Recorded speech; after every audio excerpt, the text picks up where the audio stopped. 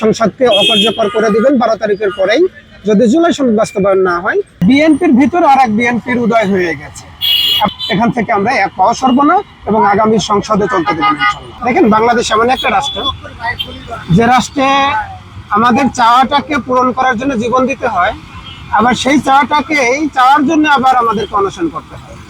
এটা কেন করতে হয়? যখন Bangladesh BNP, Bangladesh national party, যখন তারা বাংলাদেশ আপনার কি নো পার্টি হয়ে যায়, যারা বারবার নোট অফ ডিসেন্ট বারবার দিতে থাকে, নোট অফ ডিসেন্ট পার্টি যখন হয়ে যায় তখন আমাদেরকে আবার অনশনে এসে বসতে হয়।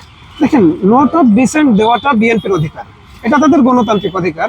কিন্তু আমরা আপনাদের মাধ্যমে বিএনপির কাছে একটু জানতে চাইবো যে 10টা নোট অফ ডিসেন্ট দিলেন, যে আপনারা গণভোটের যে আদেশটা আপনারা মানেন না, কেন মানেন না সেটা আমরা একটু জানতে চাইবো।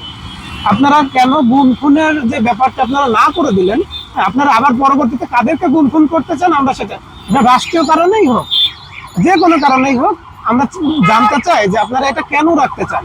আপনারা কেন আগামী দিনগুলোতে ব্যাংকগুলোকে নিজেদের মতো করে, ব্যাংকে নিজেদের লোকগুলোকে সাজাতে চান, বাংলাদেশের ব্যাংকগুলোকে কেন আপনারা নাই করে দিতে চান।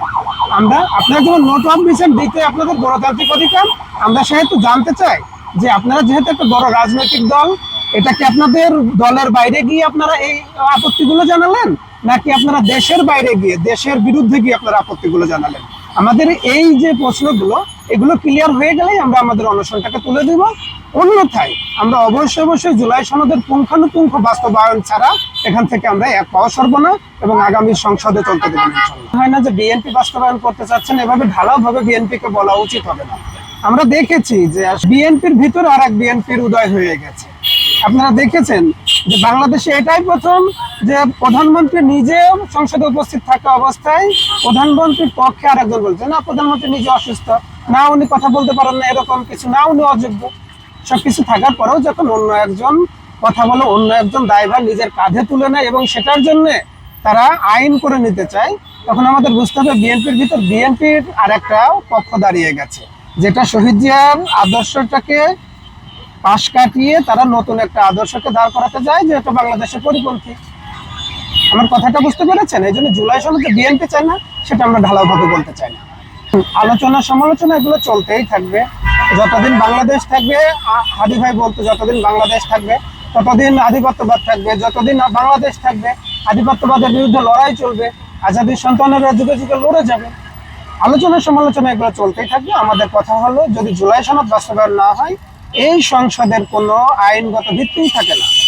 আমরা চাইবো যেন বিরোধী দলে যারা আছে তারা শুধুমাত্র ওয়াকআউটের পর্বটা ধরে না রেখে সংসদকে অকার্যকর করে দিবেন 12 তারিখের পরেই যদি জুলাই সনদ বাস্তবায়ন না হয়, সংসদ অকার্যকর করে দিয়ে তারা রাস্তায় এসে দাঁড়াবে। আমরা তাদের সাথে একাত্মতা ঘোষণা করবো, অথবা তারা আমাদের সাথে একাত্মতা ঘোষণা করে নতুন বাংলাদেশের স্বপ্নটাকে এগিয়ে নিয়ে যাবে। উসমান হাদি ভাইয়ের বিচার প্রক্রিয়াটা নানাবিধ আইনের গ্যারাকলে পড়ে গেছে। আমার মনে হয় যে এই যে আইনের গ্যারাকলটা, এটা আমার মনে হয় বিএনপি সরকারের সব থেকে বড় যে ব্যর্থতা হচ্ছে, সেটা হলো কোন মন্ত্রীকে কি দায়িত্ব দিয়েছে, আসলে সে দায়িত্বটা কিভাবে পালন করে সেটা সে জানে না। দেখেন, থানা থেকে উদ্ধার যে অস্ত্রগুলো লুট হয়েছিল সেগুলো কি উদ্ধার করা হয়েছে? না। আমরা আগামীতে কি চাই? আমরা যখন আন্দোলন সংগ্রামে আসবো, দেশটাকে অস্থিতিশীল করে এই অস্ত্রগুলো যেন আমাদের উপর চলে, সেরকম একটা সিচুয়েশন ওরা দাঁড় করাচ্ছে। এখন হাদি ভাইয়ের বিচারের জন্যই আমরা রাস্তায় দাঁড়াই, জুলাই সনদের জন্যই রাস্তায় দাঁড়াই। আপনারা আজ অবধি শুনেছেন স্বরাষ্ট্রমন্ত্রী বলেছে সংসদে দাঁড়িয়ে যে আমরা অস্ত্র উদ্ধারের জন্য একটা অভিযান করবো? শুনেছেন? এই অস্ত্রগুলো, অবৈধ অস্ত্রগুলো কারো না কারো কাছে তো আছে, তাই না? সরকার নিজেও জানতেছে না যে তার দায়িত্বটা কি, এবং যাদেরকে দায়িত্ব দিয়ে রেখেছে তারাও আসলে জানে না যে তাদের দায়িত্বটা কি। সড়ক যোগাযোগ মন্ত্রী, দেখেন উনি কতটা স্বস্তিতে আছে যে 300-র অধিক মানুষ ঈদের যাত্রায় জীবন দিয়ে দিল, তারপরে মনে হচ্ছে যে ওনার খুব স্বস্তিতে আছে, স্বস্তির যাত্রা উনি অনুভব করতেছে। এই জন্য এনাদেরকে কিছু বলার নেই। আমাদের শুধু একটাই বলার, দেশের মানুষ যদি জুলাই সনদ চাই, বিএনপির আদর্শবান যারা আছে তারা যদি জুলাই সনদ চাই, আপনারা জুলাই সনদটা বাস্তবায়ন করে দেন।